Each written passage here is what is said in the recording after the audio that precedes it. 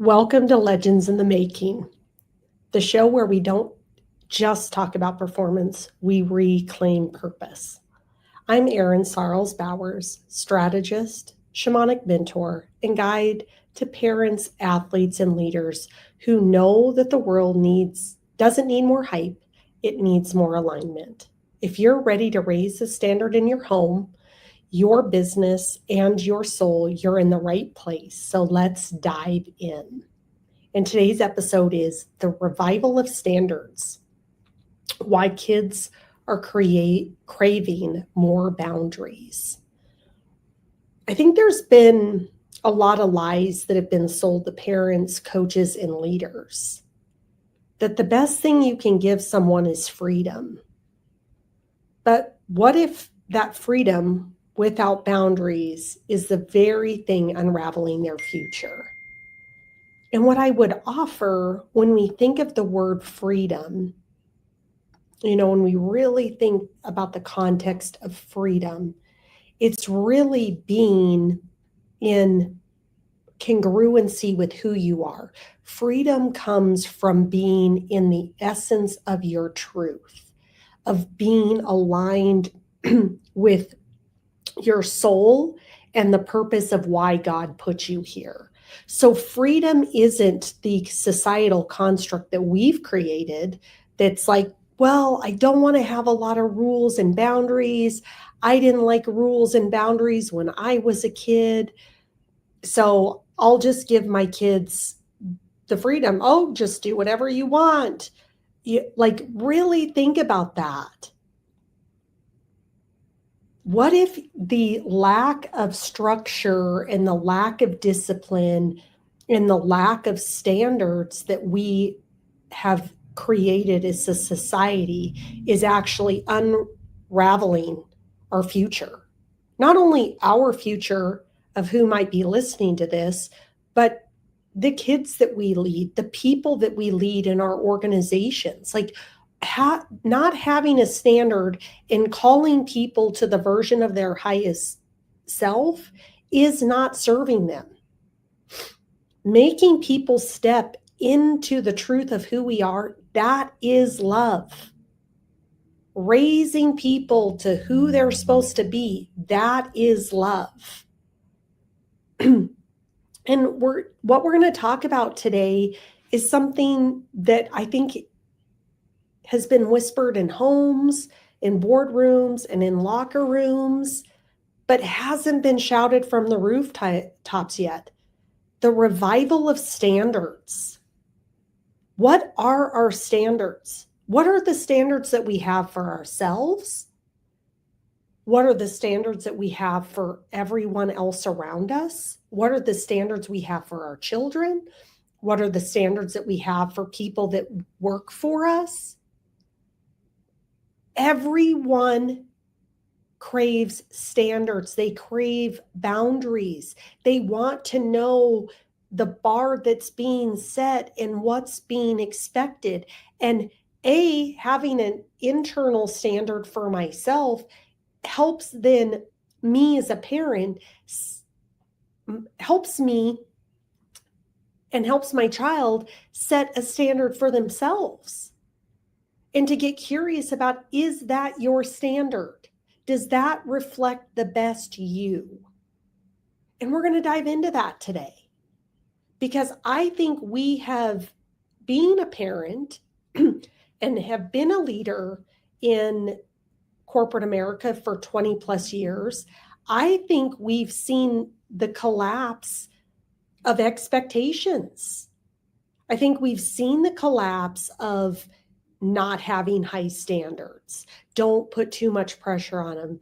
Don't give my kids homework. That's so stressful for them. Whatever it might be, we have lowered our standard because we don't want to make people excellent. We somehow have conflated this and we want people to be comfortable. We didn't come here to be comfortable. We came here to be exceptional. We came here to be the greatest version of ourselves That's the only reason why we are even here. Why did God put me here? What is my unique purpose and principle of which I'm supposed to operate from? And am I in alignment with that, working towards that every single day? So we have totally destroyed what we expect by lowering our standards for who we are supposed to be. Being lazy and being unachieving, and none of that exemplifies God. None of that exemplifies the excellence that each one of us are supposed to be. And every person has the capacity and capability to be great. The question is, are you willing to look at yourself? Are you willing to step into that? And are you willing to do whatever it takes to ensure that you are exemplifying God in everything that you're doing? You know, I think of like discipline as being an act of love, that having structure and routine creates safety. It helps people build muscle memory and routine to find what works for them. Again, there is no one answer. There is not one answer that solves the problem for everybody. What my routine is to get myself into alignment to best serve the world every day is different than what it might be for you or for your child or what my children need. Every person has to find that structure that brings them into alignment with the truth of who they are, and then how they go express that in the world. We have to have standards. Standards become the minimum expectation about how you show up. What is my standard? Who am I supposed to be? How am I supposed to be? And am I delivering that in every single moment that I am on this earth? We can't diminish our standards, because when we diminish our standards, we're diminishing the trust that we have in our Creator and who we are supposed to be. We were made in the image and likeness of God, which means we are godly. We are the creators of our reality. Every one of us is created equally to then express ourselves in the unique way that we are meant to do that. Because no two souls are the same. Yes, we're the same, and yes, we're unique. It's a paradox. No one's better or worse than anyone else, and no one is the same as anybody else, because each one of us has a different soul frequency. We have a different purpose. We have a different way to express ourselves in the world that we were put here to express in a loving, kind, and respectful manner. So how do we bring ourselves back? In the culture that we're watching around us that seems to be imploding, how do we get back to this standard? How do we get back to these truths? Because we are here governed by universal truths and principles that God created in order for us to create the most perfect world if we all followed them. So how do we get back to that? You know, we have shifted from seeing discipline as an act of love to seeing discipline is, oh my gosh, I might be too controlling or I might be overbearing. It's the way in which it's being done, but not having discipline is not effective. We think that structure is oppressive versus structure being kind of the guide rails that help you create the best life and the best version of you. And when we've raised our expectations, it's like we're told we're being too hard. We're too hard on our kids, or we're too hard on the employees. No, I see your greatness. So what is your standard? It's not about imposing your expectations. It's about activating their expectations into who they are, into their greatness. We also have a culture that rewards visibility through social media, not values. Like, think about the content that we're consuming. How much of that content is conscious and enlightening? Or how much of the content is for personal gain to get clicks and not in service of God? I mean, I'm not afraid to say it. We are here to be in service to God, to fill the manifest destiny that He has for each and every one of us. Every one of us has the capability to step into that. Are we willing to do that work to step into that? No one or nothing is holding us back except ourselves. And we have created a culture where it's like applause and likes, and this instant gratification is telling them that they're worthy, when it's like they're worthy because of how they were created in the image of God. And are they truly living in that alignment? Because that's where the applause comes in.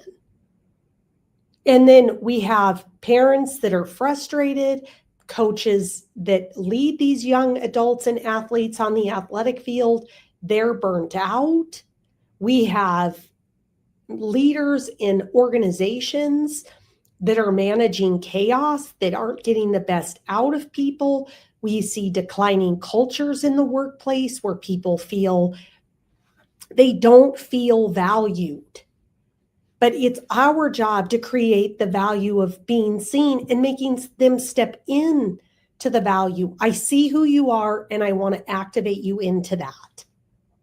Not the standard so high that, are you going to meet this? Or, God, they're so lazy, they don't do anything. Look at them and figure out, why are they not rising to the potential of who they're meant to be? So let's be really honest with ourselves. When we remove the standards, when we remove the structure that makes safety possible, they don't need more freedom, they need formation. We need standards and expectations in order to live up to the God-given potential that we all were given. I don't know why anybody in this world would want to be less than the fullest expression of themselves. And there is no one and nothing holding you back from that. It's an internal game to realign to that belief and match that within ourselves. So when I think about what our kids need, what do I hear kids saying? They want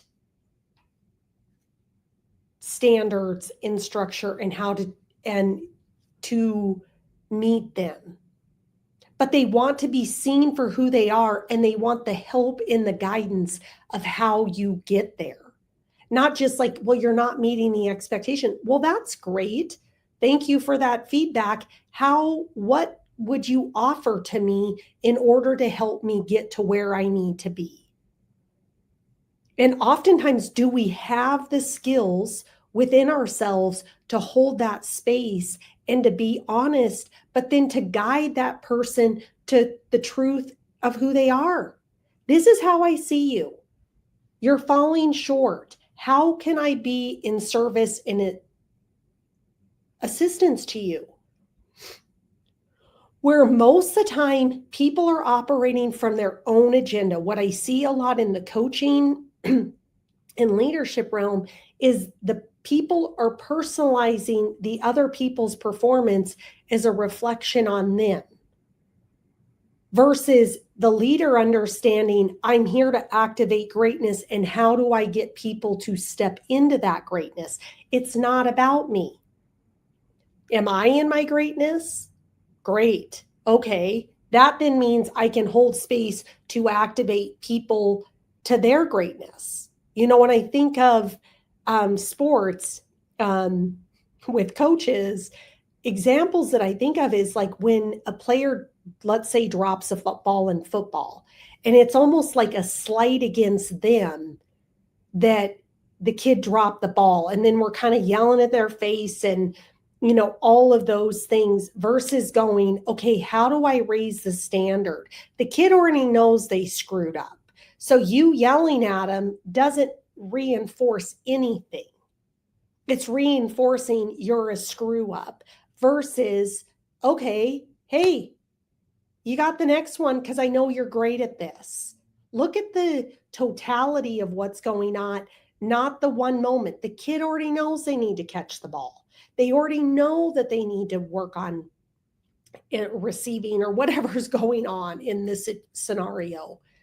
It's like they know they're screwing up, but by you yelling at them, you're making it personal about you because it's like a slight against you, like we're not going to win the game. It's like, how do you activate these young kids to step into their full potential, into the belief in themselves? So when the moment comes, they're able to do that without hesitation.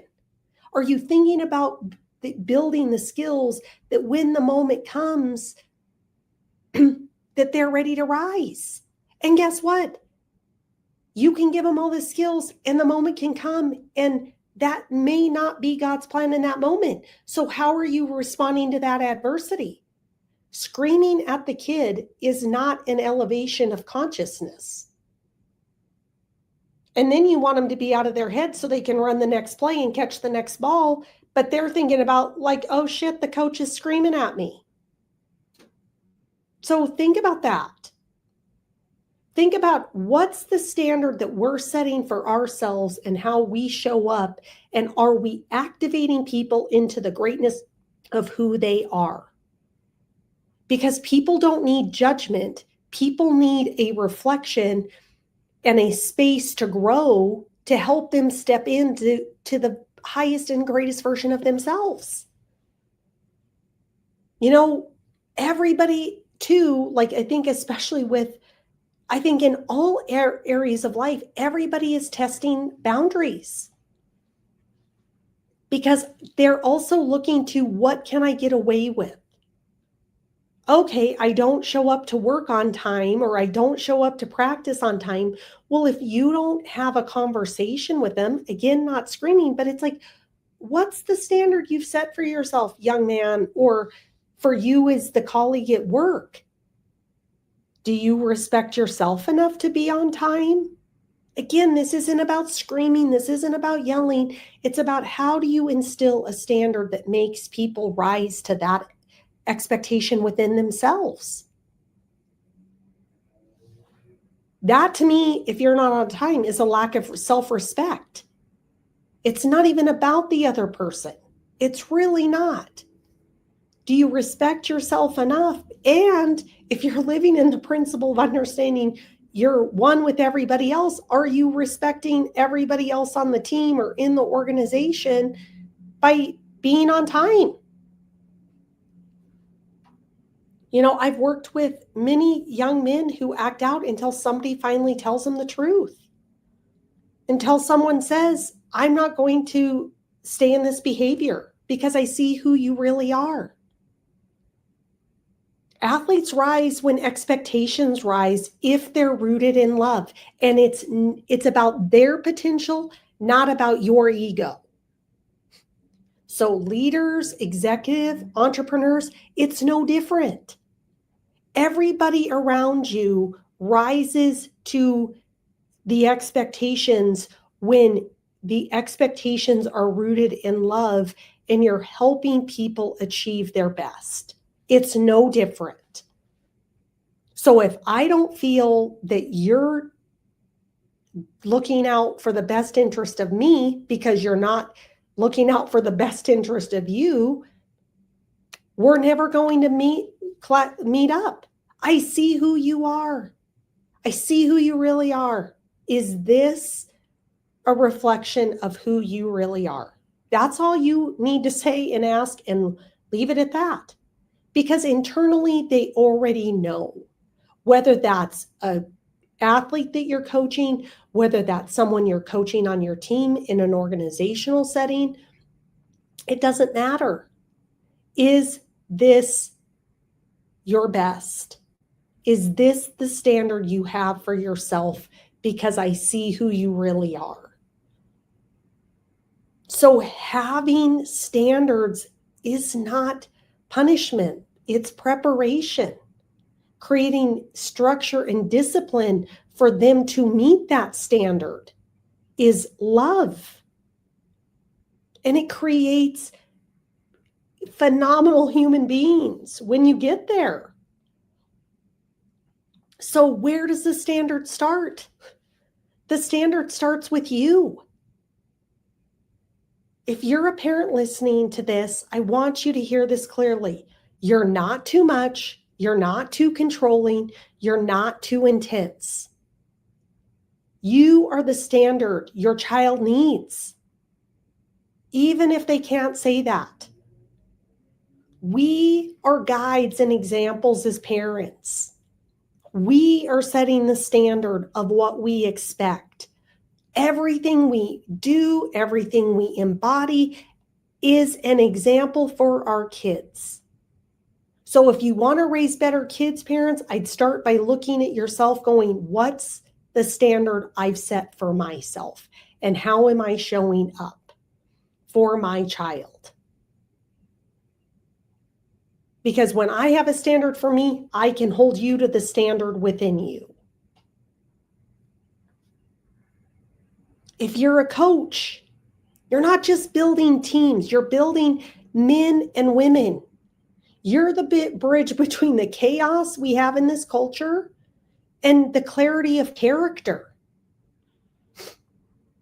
If you're a founder or leader within an organization, you're not managing people. You're a steward of culture. And if you're burnt out, chances are you've been forced to lower the standard to keep the peace. Not anymore, folks. If we don't redefine the standard, TikTok will. YouTube will. The loudest voice wins unless you become the clearest. Can you cut through the noise with who you are? Can you stand in your truth and be willing to share that? The most powerful thing that God gave to us was our voice and our words. So are we in aligned with those, and do we use those? You know, when we think of the law of cause and effect, the universal principle of laws and cause and effect, every decision, every thought, everything we speak, it sows something. And we reap, we get back the effect of that. So are we sowing that with the standard of excellence?